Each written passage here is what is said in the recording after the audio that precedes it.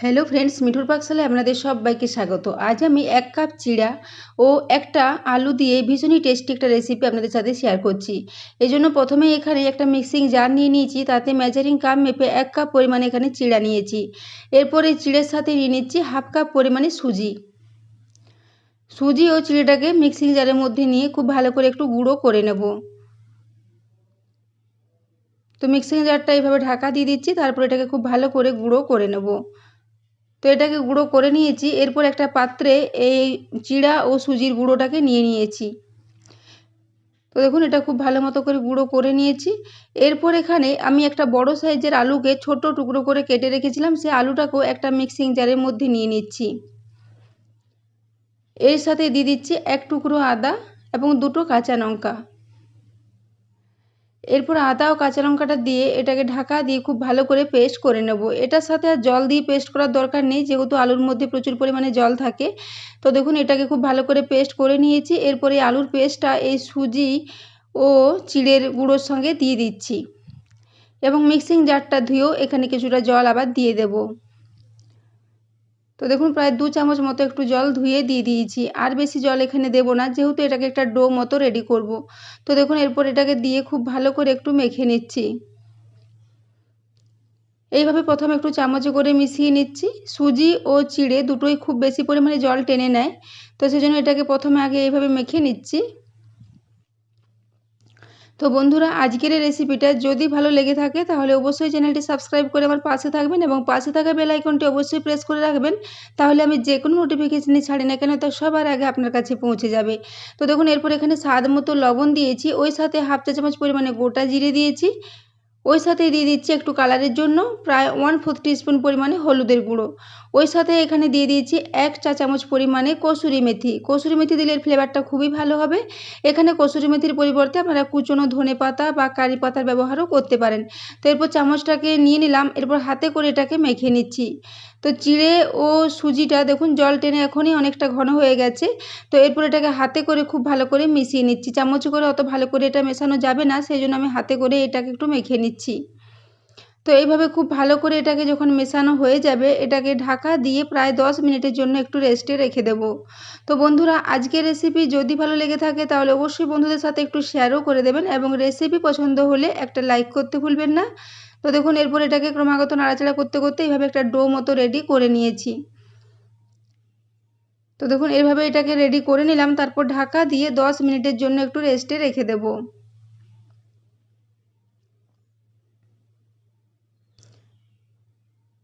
তো এটাকে ঢাকা দিয়ে দিলাম। এরপর 10 মিনিট পরে ঢাকাটা খুলে নিলাম। তো দেখুন ডোটা এখন খুব বেশি শক্ত হয়ে যায়নি, যেহেতু এখানে আলু দিয়েছি, আলুটার সাথে একটু লবণও দেওয়া আছে, সেই জন্য ডোটা খুব বেশি নরমও হয়ে যায়নি, আবার খুব বেশি শক্তও হয়ে যায়নি, বেশ মিডিয়াম মতো একটা ডো আছে। তো এই ডোটাকে আমি আবারও একটু খুব ভালো করে একটু ঠেসে ঠেসে মেখে নিলাম এবং হাতে একটু তার আগে আমি তেলও মাখিয়ে নিয়েছি, যাতে হাতে লেগে না যায়। তো এরপর এই ডোটাকে আমি সমান 2 ভাগে ভাগ করে নেব। তো দেখুন এভাবে প্রথমে 2 ভাগে ভাগ করে নিচ্ছি।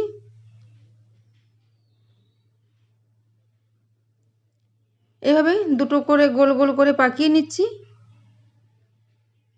এরপর এটাকে সাইডে রেখে দেবো এবং একটা এরপরে চাকি বেলুন নিয়ে নেব। চাকি বেলুনে করে এগুলো একটু বেলে নিতে হবে। তো দেখুন এই জন্য চাকি বেলুনের গায়েও একটু তেল মাখিয়ে নিয়েছি। এরপর এখান থেকে একটা ডো নিয়ে নিলাম। এরপর এখানে এই চাকি বেলুনে করে এটাকে একটু বড় করে বেলে নেব। তো দেখুন এভাবে বেলুনের সাহায্যে খুব ভালো করে এটা বেলে নিচ্ছি। তো বন্ধুরা, আজকের এই রেসিপিটা আপনারা বাচ্চাদের স্কুলের টিফিনের জন্য বা বিকেলের দিকে হালকা স্ন্যাক্স হিসেবেও বানিয়ে খেতে পারেন, বা বাড়িতে গেস্ট আসলে এটাকে একটু ব্রেকফাস্ট হিসেবেও বানিয়ে খেতে পারেন। যে কোনো সবজির সাথে, ডাল বা আলুর দম যে কোনো সবজির সাথে এটাকে সার্ভ করতে পারেন, খেতে ভীষণই ভালো লাগে। সম্পূর্ণ নতুন ধরনের একটা রেসিপি, একবার অবশ্যই এটাকে ট্রাই করে দেখবেন বন্ধুরা, দারুণ টেস্টি হয় খেতে। তো দেখুন এরপর আমি এটাকে একটু বড় করে বেলে নিচ্ছি। সাইডগুলো ফেটে গেলেও কোনো অসুবিধে নেই। তো দেখুন এরপর আমি এটাকে একটু বড় করে বেলে নিলাম।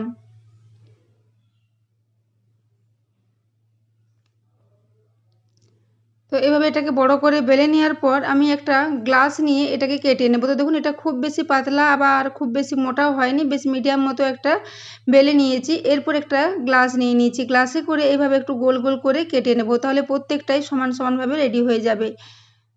তো দেখুন এখানে যে পরিমাণ আমি বড়োভাবে মেলেছি তা থেকে মোট 4টা মতো এখান থেকে রেডি হয়ে যাবে। তো দেখুন এটাকে গ্লাসে করে কেটে নিলাম এবং বাকি সাইডের অংশগুলোকে তুলে নিচ্ছি। এগুলো দিয়ে পরে আমি আবারও রেডি করে নেব।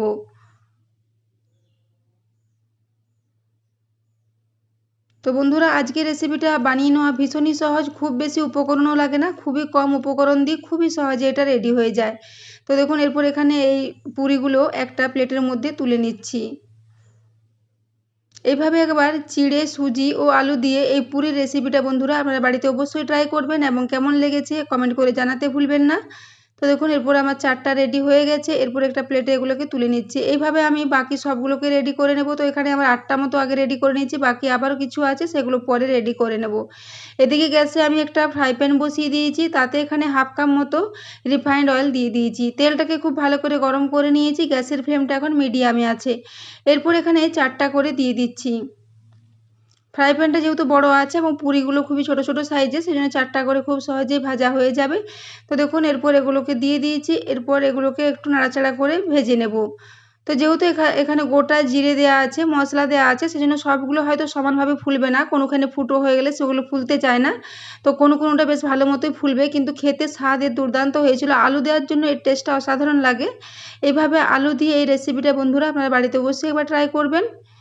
এটাকে যে কোনো সবজি বা ডালের সাথে আপনারা সার্ভ করতে পারেন বা এটাকে এমনিতেই চায়ের সাথেও বানিয়ে খেতে পারেন, ভীষণই টেস্টি হয়।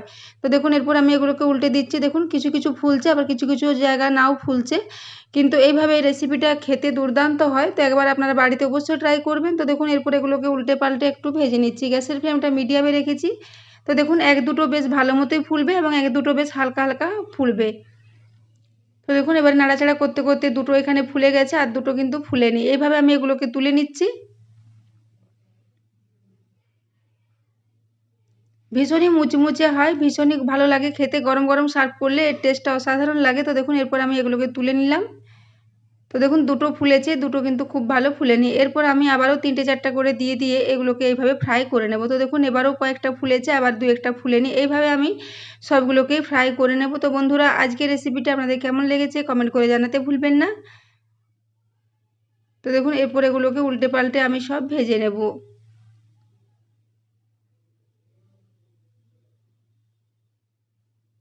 তো দেখুন এইভাবে সবগুলোই ভেজে নিয়েছি, তারপর একটা প্লেটে এগুলো নিয়ে সার্ভ করে দেবো। তো বন্ধুরা আজকের রেসিপিটা আপনারা সকালে ব্রেকফাস্টে বা বাড়িতে গেস্ট আসলেও বানিয়ে সার্ভ করতে পারেন, ভীষণই নতুন ধরনের একটা রেসিপি।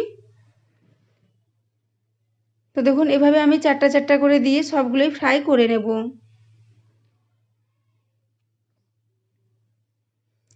তারপর দেখুন এগুলোকে সব একটা প্লেটে তুলে নিয়ে সার্ভ করে দিয়েছি। তো দেখুন এগুলো দেখতেও খুব ভালো হয়েছে এবং খেতে তো টেস্টটা খুবই ভালো হয়েছিল এবং খুব একটা সবগুলো না ফুললেও অধিকাংশই ফুলেছিল। তো দেখুন এরপর একটা আপনাদের ছিঁড়ে দেখিয়ে দিচ্ছি। আর এগুলো ভীষণই নরম থাকে, একদমই শক্ত হয়ে যাবে না ঠান্ডা হওয়ার পরেও। তো বন্ধুরা এগুলো আপনারা অনায়াসে বাচ্চাদের স্কুলের টিফিনের জন্য বানিয়ে দিতে পারেন। তো বন্ধুরা আজকের রেসিপিটা এতক্ষণ পর্যন্ত দেখার জন্য আপনাদের অশেষ ধন্যবাদ। আবারও চলে আসবো নিত্য নতুন কোনো ভিডিও নিয়ে।